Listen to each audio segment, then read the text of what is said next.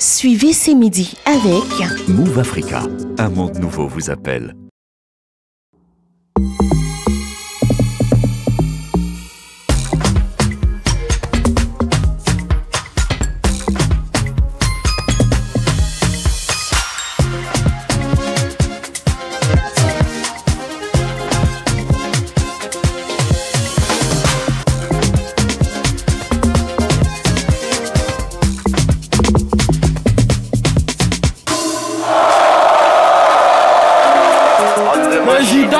Blanc, écoute IB la joie. Les causes d'aujourd'hui là vraiment elles vont nous tuer. À cause d'argent de fête, on peut même plus respirer. Juste quand il y a une chanson laquelle ont pris ça pour charger. Madame Karamo, elle va pas nous laisser. Elle va pas nous laisser.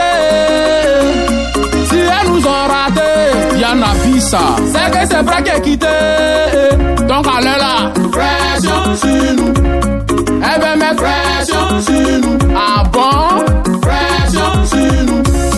Laissez-moi vous dire aussi, si vous recevez quelque chose, même mot, c'est que c'est le Père Noël qui a donné. Parce que à l'heure là, c'est Donna qui est fou.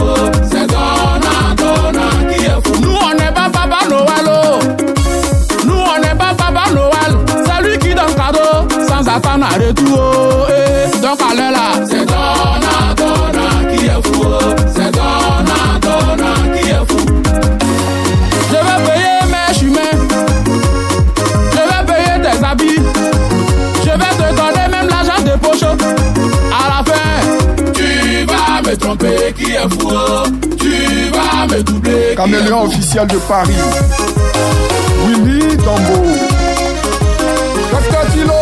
Fin d'année Saint-Valentin, c'est nous qui payons toujours. Tabaski Ramadan, on a toujours donné. Même pas qui nous, c'est nous qui payons seulement. Tu payes gâteau d'anniversaire, un autre va venir couper. On va pas vous satisfaire, mais c'est nous qui souffrons toujours. Donc cette année-là, c'est Donna qui est fou. C'est Donna qui est fou.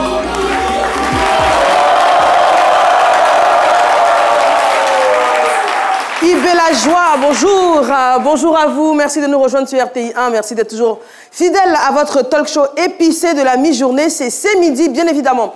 Alors, Yves la joie, notre artiste qui fait du zouglou, a la particularité de faire du zouglou en espagnol. Est-ce qu'on peut avoir quelques notes de ce zouglou si particulier? Ok. En espagnol. Siempre que me ves, me tratas con maldición. Quita tu maldición sobre mí. Tiras la piedra y escondes la mano. Tu único sueño es verme souffrir. Mais le temps de Dieu n'est pas celui des humains. Merci beaucoup. Merci. Merci beaucoup, Yves la joie. Merci d'être passé sur le plateau de ce midi. Merci. Alors déjà, on s'excuse pour le retard qu'on accuse dans le démarrage de l'émission. C'était bien évidemment indépendant de notre volonté. Cela dit, on est bien parti, on est bien lancé. Nos chroniqueurs sont installés. Momo Sanogo, bonjour. Bonjour Moya Kwakoukan, bonjour. Bonjour Eva.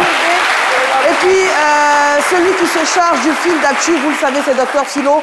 Aujourd'hui, il est souffrant. Il est vraiment souffrant, mais par amour pour le travail, par amour pour les téléspectateurs, par amour pour ces midis, il a quand même bravé sa maladie pour être sur le plateau et faire sa chronique. C'est parti, le fil d'actu.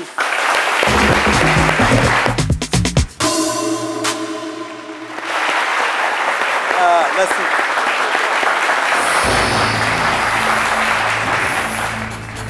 Alors, à votre attention, s'il vous plaît.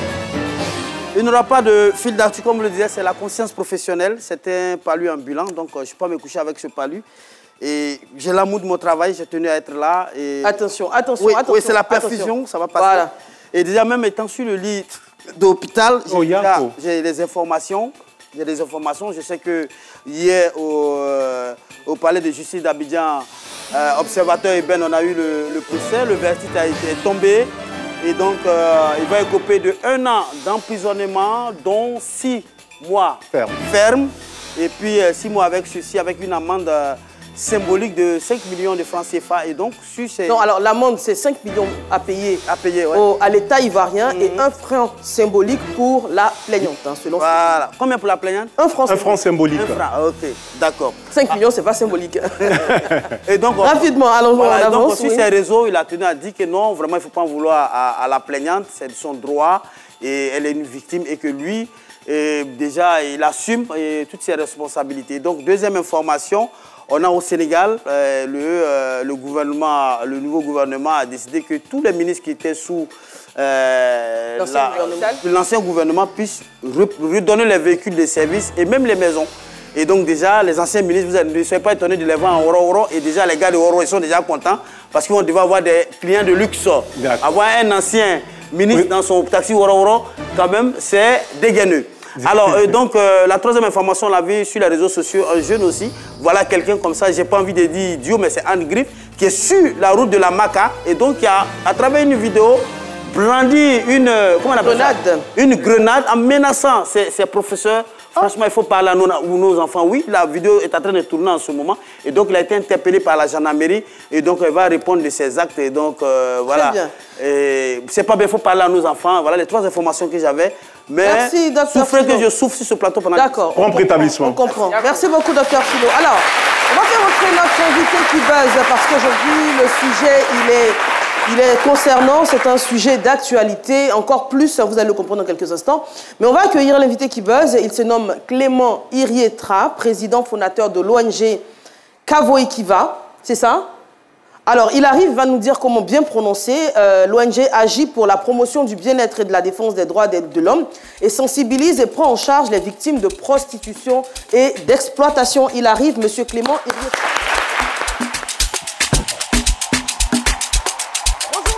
Installez-vous. Le temps donc que vous vous installiez, on va faire entrer notre témoin du jour. Alors, le témoignage qu'elle va livrer sur ce plateau est un témoignage fort parce qu'il s'agit d'elle, il s'agit de son vécu, de la prostitution à la prédication. Elle s'appelle Madame Anastasie Nguessan. Elle est aujourd'hui écrivaine, prédicatrice donc de l'Évangile. De la France à la Belgique, en passant par l'Allemagne, elle a exploré les choses les plus démentielles hein, dans le milieu de la prostitution. Aujourd'hui, elle se confie sans complexe sur le plateau de C'est Midi. On accueille Madame Anastasie Nguessan.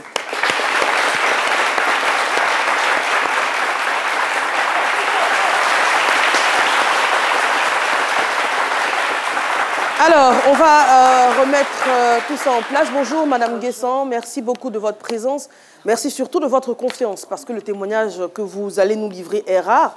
En télévision, à visage découvert, vous êtes passé par beaucoup de choses, la prostitution et bien d'autres. Aujourd'hui, vous êtes entièrement restaurée, vous êtes prédicatrice.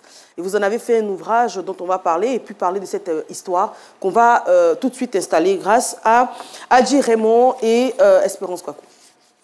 Pourquoi se mortifier l'âme quand on a l'assurance d'avoir tiré un trait sur son sombre passé? Retour dans les années fastes de la jeunesse d'Anastasie Kofi. De la France à la Belgique, en passant par l'Allemagne, elle explore tous les vices les plus démentiels de la prostitution. Racoleuse, agent de maison close, attraction dans les vitrines, elle en parle aujourd'hui avec dégoût. Comment est-ce que cette jeune fille, issue d'une famille religieuse et socialement à l'abri, est pu virer de façon si radicale dans cette vie de débonnaire? Désormais prédicatrice de l'Évangile, Anastasie, qui partage depuis quelques années la vie d'un homme de Dieu, se confie sans complexe à Eva Amani et ses chroniqueurs de C'est Midi. Un témoignage explosif à la suite duquel un débat sera ouvert autour du thème « Peut-on sortir facilement de la prostitution ?»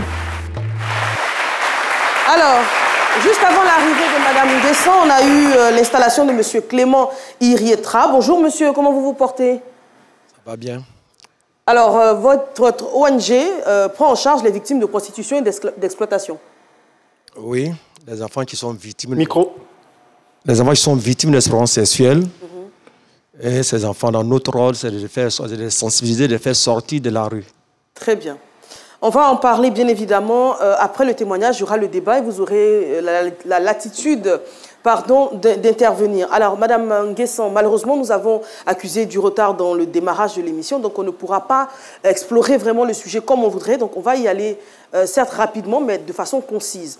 Donc, vous vivez une enfance plutôt heureuse à Abidjan, de parents qui sont à l'abri du besoin. En tout cas, vous n'avez pas de besoins particuliers pendant votre enfance qui ne sont pas assouvis, parce que bien souvent, on pense que c'est la pauvreté qui pousse à la prostitution, ce qui n'était pas du tout votre cas. Dans quel contexte et pourquoi vous allez en France? Alors déjà, bonjour, bonjour tout le monde. C'est un plaisir d'être avec vous. Et alors, je me retrouve en France parce qu'à la base, mes parents, justement, ayant des moyens, me font partir en Allemagne pour que je puisse poursuivre des études. Donc, il faut savoir que quand j'arrive en Allemagne, ça ne se passe pas comme il devrait se passer et je me retrouve en France parce que je n'ai pas de papier. Donc, je me retrouve en France, arrive en France, tout de suite, je suis intégrée, mariée et tout va très bien. Et puis après, bon, par rapport à la suite, divorcée. Et après cela, je suis responsable de boutique. Et voilà, donc quand j'arrive à ce poste-là, je fais une rencontre. Et je rencontre une jeune fille. Et il faut savoir que quand je la rencontre, je ne sais pas qu'elle est prostituée. Parce que ce n'est pas écrit sur son front, bien sûr. Et je me lie d'amitié avec elle. Et je la fréquente. Et tout doucement, je commence à voir son train de vie. Je veux dire qu'il faut savoir que la responsabilité que j'avais m'épuisait. Donc là, je suis admiratif par rapport à son train de vie où j'avais l'impression qu'il n'y avait pas de pression, il n'y avait pas de stress, il n'y avait pas de responsabilité. Elle avait beaucoup d'argent. Et elle vivait dans un pavillon qu'on appelle villa ici en Côte d'Ivoire. Et elle avait de beaux vêtements. Et c'est comme ça, tout doucement, elle m'a dit, écoute, il y a un circuit et je vais te montrer. Et tu auras beaucoup d'argent. Alors moi, je suis étonnée. Ah bon, c'est sûr, ça existe et tout ça. Oui, oui, tu verras. Et puis tout doucement, je prends la sécurité, je me mets en... en fait, je ne démissionne pas tout de suite parce qu'elle voulait que je démissionne. Mais elle ne me disait pas ce que c'était. Moi, je pensais que c'était même la drogue. Mais bon, de toutes les façons, j'avais confiance en elle. Ça a pris des mois, en fait, avant vraiment qu'elle me partage son secret. Et quand on va, je fais une rupture conventionnelle pour pouvoir avoir au moins le chômage parce que je ne sais pas trop concrètement ce que c'est. Et puis quand on arrive là-bas, c'est un club de striptease. Ça commence comme ça, en fait. Alors, avant d'y arriver, on précise qu'à ce moment-là, enfin, à ce moment-là précis, vous êtes en couple? Non, actuellement, là, je suis divorcée. Divorcée? J'ai un petit ami. Voilà, vous êtes en qui est directeur de finances. Qui a beaucoup de moyens. Déjà, qui est européen. Et il faut savoir aussi qu'à ce moment-là, j'ai mes 2 petits frères à ma charge. Donc, mes parents nous envoient de l'argent.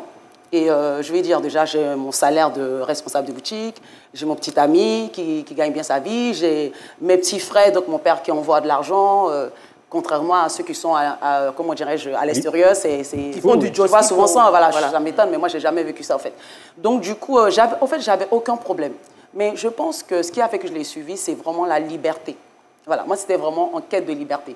Parce que j'en avais marre de la pression professionnelle et puis la facilité. La facilité. Voilà. Donc, quand vous arrivez dans ce premier lieu, qui sera finalement la première étape, il s'agit de striptease. Alors, pour comprendre, ce sont des jeunes filles qui dansent de façon dénudée dans des clubs, en fait, et qui se livrent au regard des hommes ou des clients qui sont là. Parce qu'il y a des femmes également qui vont dans des clubs de striptease.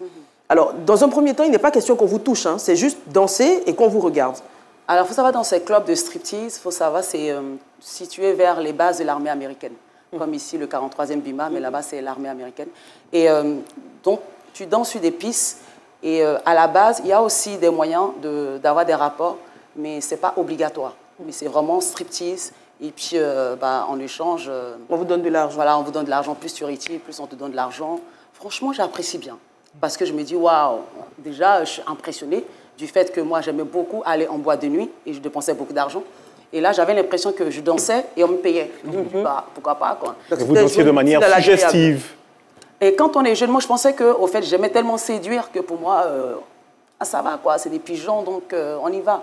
Et c'était comme ça. Donc, on se faisait beaucoup d'argent les soirs jusqu'à ce que tout doucement, elle me dise, écoute, il y a encore un autre circuit. Et là, je me suis dit, ah bon, et tout. Et bien là, c'était les maisons closes. Donc, pour vraiment résumer. Et dans les maisons closes, ce qui m'étonne, c'est que je n'aurais jamais imaginé que ce genre d'endroit existe. Parce qu'en France, ça n'existait pas. Même et là, vous étiez dans quel pays? Comment? Vous étiez dans quel pays? En Allemagne. En Allemagne. En Allemagne, voilà. Donc, c'est des maisons closes. Et c'est officiel, c'est légal. Et donc, on m'explique, au fait, il faut savoir que ce n'est pas marqué maison close. Non. C'est marqué recherche hôtesse. Et donc, du coup, moi, je ne sais pas, elle me dit, va, tu appelles, tu y vas et tout ça. Et moi, j'ai confiance parce que de toute façon, je suis une personne, comme on peut dire, un peu kamikaze, c'est comme ça on me surnommait. Je n'avais pas peur, j'étais curieuse de tout ça. Et j'y vais. Quand je sonne dans la villa, c'est une Allemande qui me reçoit et elle m'explique les conditions de travail. Moi, vraiment, ce qui m'étonne, c'est qu'elle me dit, ici, on travaille 7 jours sur 7, 24 heures sur 24. Pour moi, je me dis, bon, elle ne comprend pas français, peut-être elle essaie de vraiment m'expliquer, grossir un peu la chose. Mais c'est vraiment des maisons où on travaille 24 heures sur 24, 7 jours sur 7. Pourquoi? Parce que c'est des maisons closes. Alors, le principe des maisons closes, hein, pour qu'on situe bien, c'est que ce sont des maisons, en fait, on a tendance à penser que les prostituées se trouvent dans la rue.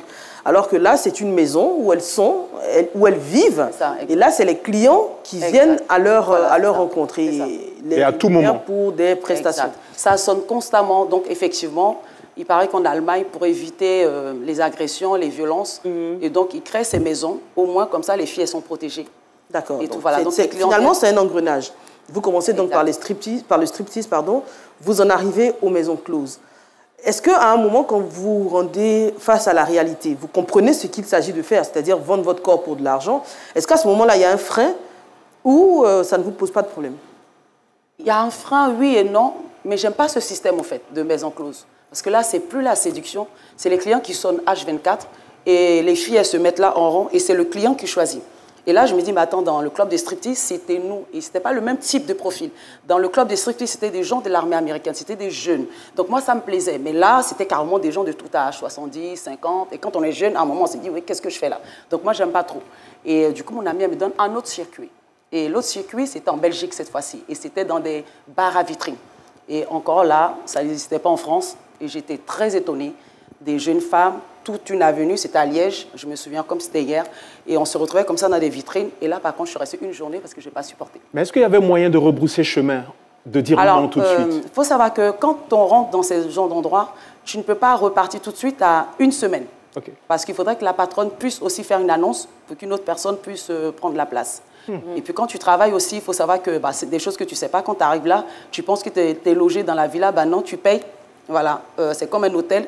Voilà, et toi, tu étais étonné. Donc, que tu aies des clients ou pas, tu dois payer la journée, ta nuit. Et puis, tout ce que tu gagnes avec le client, tu partages aussi 50-50. Donc, finalement... Donc, quand vous vous retrouvez dans ces bars à vitrine, hein, parce que pour bien comprendre cette fois-ci, je veux bien qu'on comprenne le cheminement de d'où vous partez, où vous arrivez. Donc, après les clubs de striptease, la maison close, ensuite les bars à vitrine. Donc, c'est comme des magasins où les êtres humains sont exposés comme des mannequins. Des mannequins. Comme des mannequins en plastique, c'est-à-dire qu'on passe devant les magasins, on voit des mannequins qui sont là, qui présentent des vêtements. Vous êtes là en tant que personne humaine. Exact.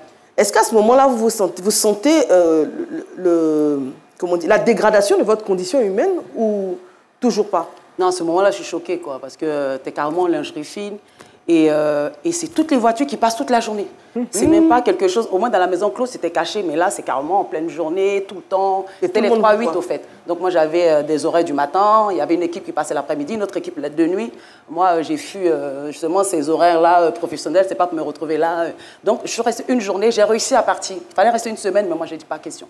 D'accord. C'était cet endroit. On se retrouve pour la suite du témoignage et surtout la prédication et les conseils qu'il faut en tirer. Ce sera dans un instant, juste après la pub. Ce vendredi 19 avril, au siège de la société de téléphonie mobile Move Africa, s'est déroulée une cérémonie des plus importantes.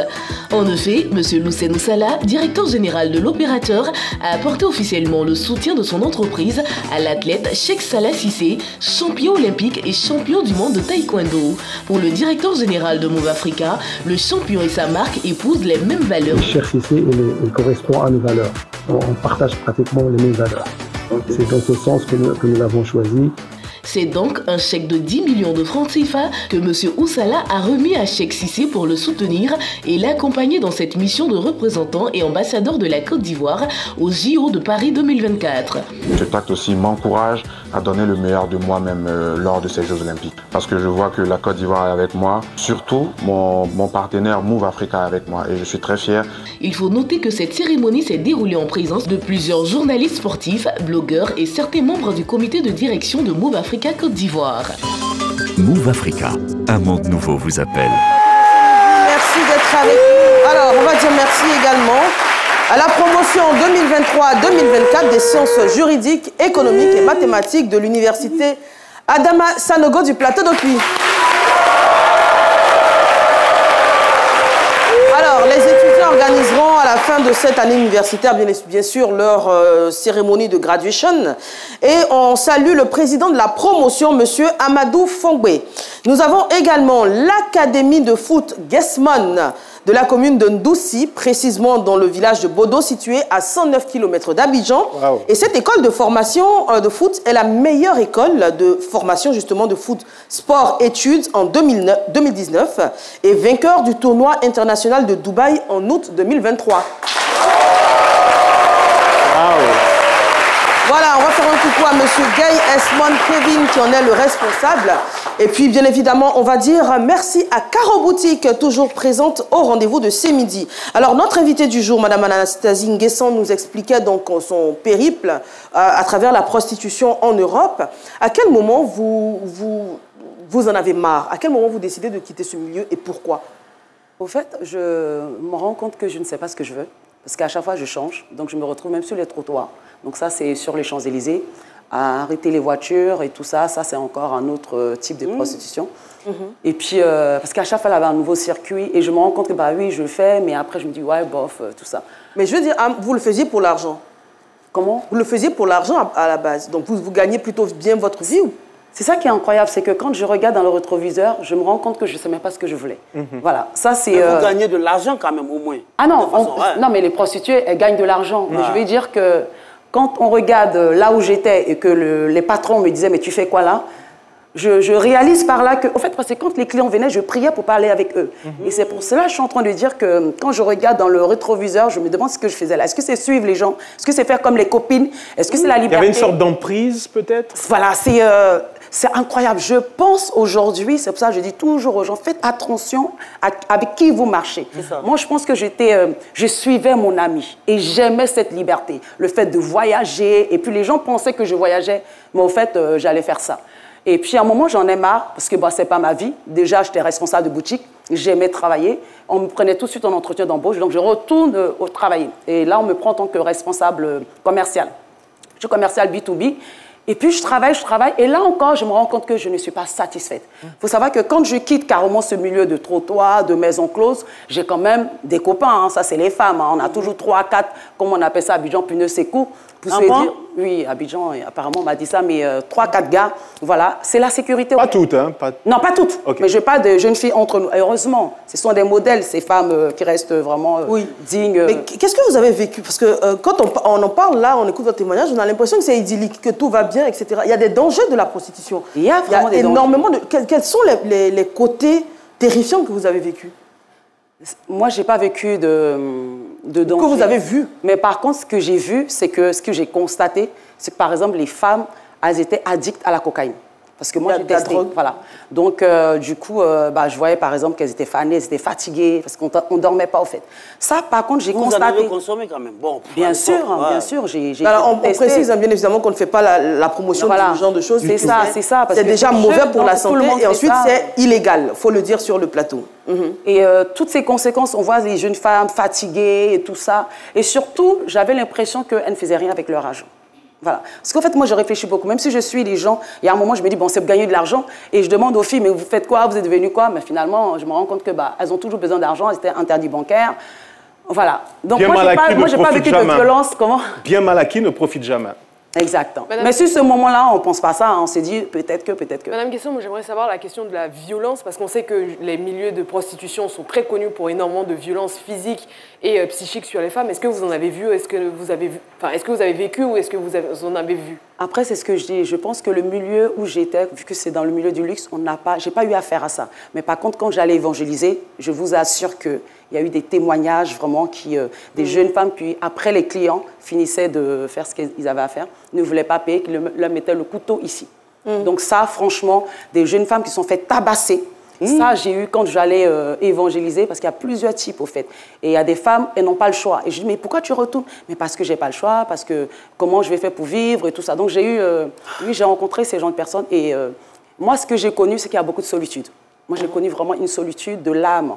C'est-à-dire que je n'ai pas reçu de violence, mais j'avais une solitude de l'âme. C'est ce qui va me pousser à me dire, finalement, j'ai cet argent facile, mais je ne suis pas épanouie.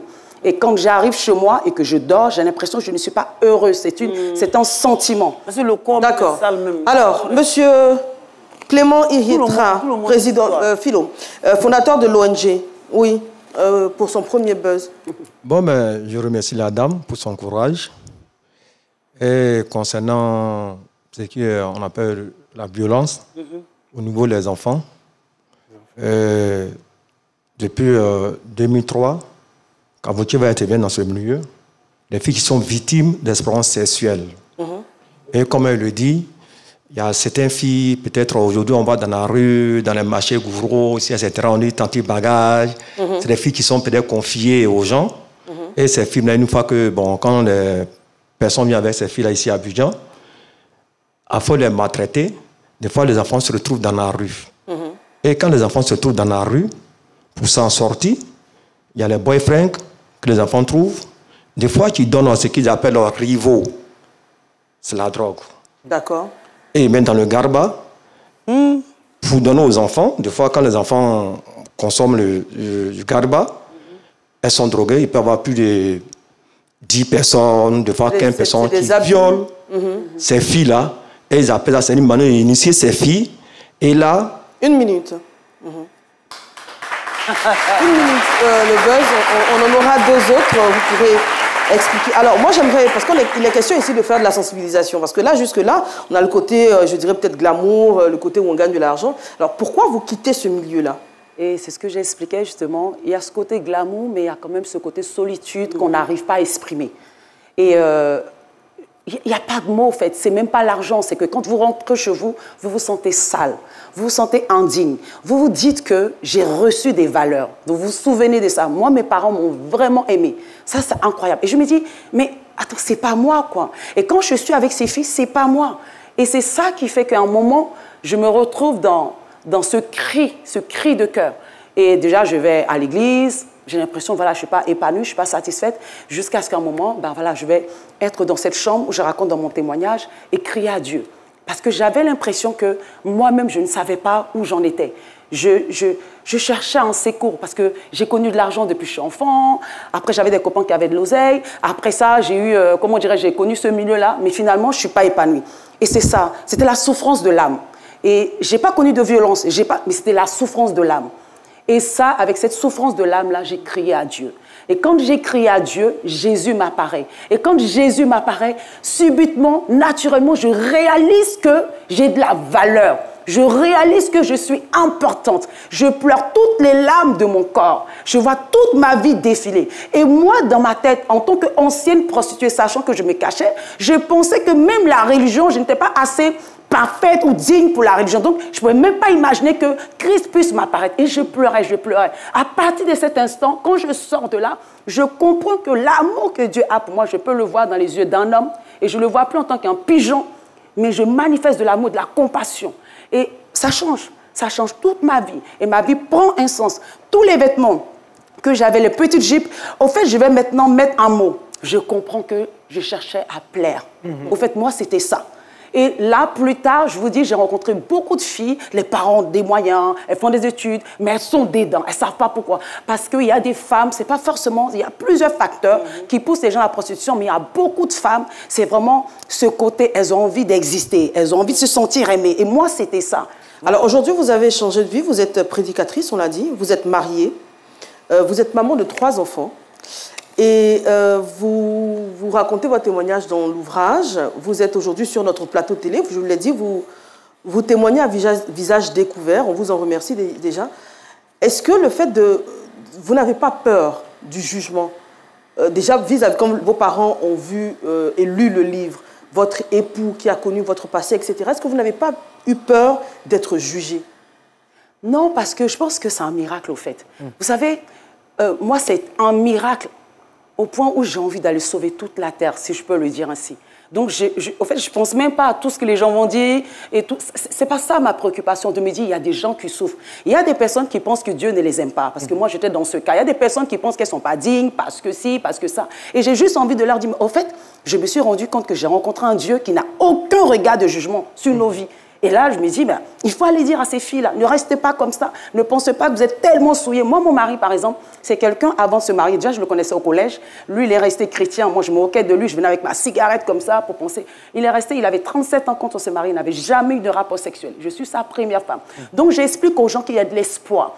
Et j'ai eu 3 enfants. Donc, j'explique aux gens, il y a de l'espoir. Ce n'est pas une fatalité. C'était une erreur de jeunesse. Peut-être que j'étais perdue, j'étais égarée. Mais Dieu peut le faire aussi pour ces personnes. C'est pourquoi j'ai cette audace pour dire aux gens, quand même. Alison, est-ce que vous avez quelque chose à ajouter? Votre histoire donne du courage, donne envie en fait aux autres femmes. Ce que moi je voulais savoir, c'est que est-ce que vous avez coupé les liens avec cette ancienne vie ou vous continuez à aller voir d'autres femmes qui sont toujours dans ce milieu-là pour les sortir en fait de cette pénombre? Ancienne vie et couper les liens, parce que quand on dit ancienne vie, c'est-à-dire, je suis toujours dedans, ça, c'est sûr que c'est... Non, et ce qui demande, est-ce que vous... Parce que c'est un milieu, le milieu de la prostitution. Est-ce que vous allez voir des filles qui se prostituent aujourd'hui pour leur dire, voici mon témoignage, voici ce que j'ai fait, et je veux vous sortir de là? Est-ce que vous continuez? En fait, c'est ma passion. Je rencontre les filles tout le temps, comme ce que je disais tout à l'heure. Et alors, là aussi où j'ai été étonnée, c'est qu'il y a beaucoup de femmes qui se prostituent, mais qui ne sont pas vues comme des prostituées. Et ça aussi, j'en ai connu. Voilà, des femmes, comme tout le monde, mariées, qui disent, bah, pour mon mari, tu sais pas, il est méchant, je vois pas son argent. Donc je rencontre toutes sortes de profils, parce qu'en tant que servante de Dieu, et Dieu me... Des femmes mariées? Des femmes mariées qui se prostituent? Oui. Même là où j'étais avant, il y en avait. Mais là, je vais dire, depuis le milieu chrétien, il y en a beaucoup qui se sont seules et qui pensent qu'elles ont besoin de 3-4 clients, voilà, pour pouvoir s'en sortir. Donc, j'en rencontre beaucoup. Oui, monsieur Clément Irietra. D'accord. 1 minute. Okay.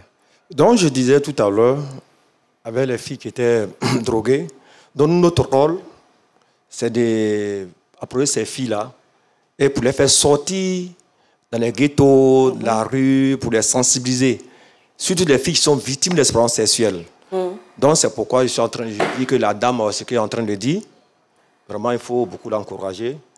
Parce qu'il y a beaucoup de femmes aujourd'hui qui sont dans ce cas-là, maintenant, qui ne veulent pas se faire signaler, qui ont honte d'en parler. Et vraiment, je dis merci.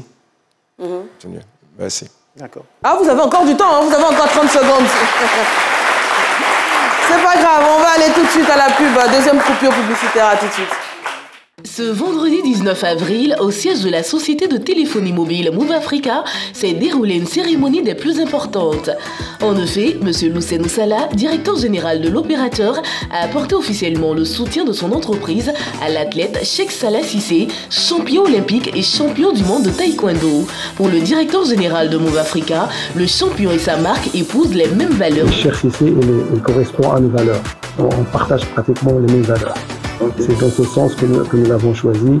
C'est donc un chèque de 10 millions de francs CFA que M. Oussala a remis à Cheikh Cissé pour le soutenir et l'accompagner dans cette mission de représentant et ambassadeur de la Côte d'Ivoire aux JO de Paris 2024. Cet acte aussi m'encourage à donner le meilleur de moi-même lors de ces Jeux Olympiques. Parce que je vois que la Côte d'Ivoire est avec moi, surtout mon partenaire Move Africa est avec moi et je suis très fier. Il faut noter que cette cérémonie s'est déroulée en présence de plusieurs journalistes sportifs, blogueurs et certains membres du comité de direction de Move Africa Côte d'Ivoire. Move Africa, un monde nouveau vous appelle. Retour sur le plateau de ce midi, merci d'être avec nous. Malheureusement, nous sommes déjà au terme de l'émission. On ne pourra même pas amorcer notre débat qui était de savoir est-ce qu'il est facile de sortir de la prostitution. Malheureusement, on ne pourra vraiment pas en parler. On espère qu'on aura l'occasion d'ouvrir le débat, peut-être en audio sur le plateau. Alors, on va faire des conclusions en 10 secondes, très rapidement. En 10 secondes, alors rapidement, ça vous a mis combien de temps pour reconstruire votre vie? Rapidement. Ça a été assez rapide. Ça a été assez rapide. Ouais. D'accord. Bon courage. Ça fait maintenant 8 ans. 8 ans.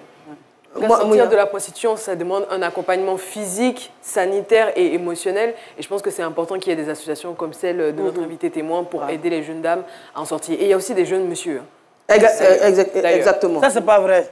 Si, monsieur. Il faut qu'on ouvre le débat également. Sortir de la prostitution, ça demande tout ce que Moya vient de dire, mais surtout, ça demande l'approche de personnes qui ont déjà vécu, qui sont déjà passées par ce milieu-là et qui ont réussi à en sortir.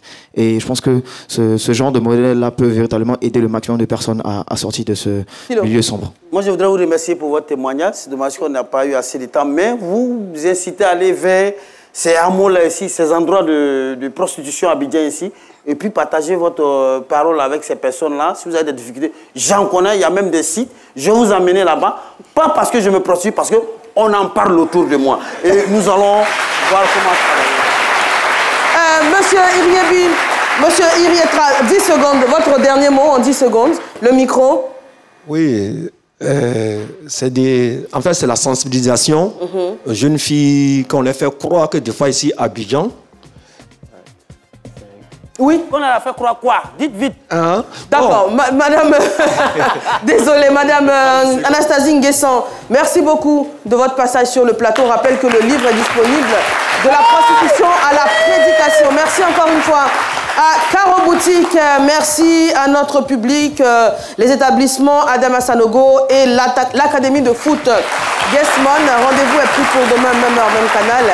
C'est midi, à demain. Et encore pardon, hein, on a couru aujourd'hui parce qu'on a démarré en retard et c'était totalement indépendant de notre volonté. Merci beaucoup, à demain.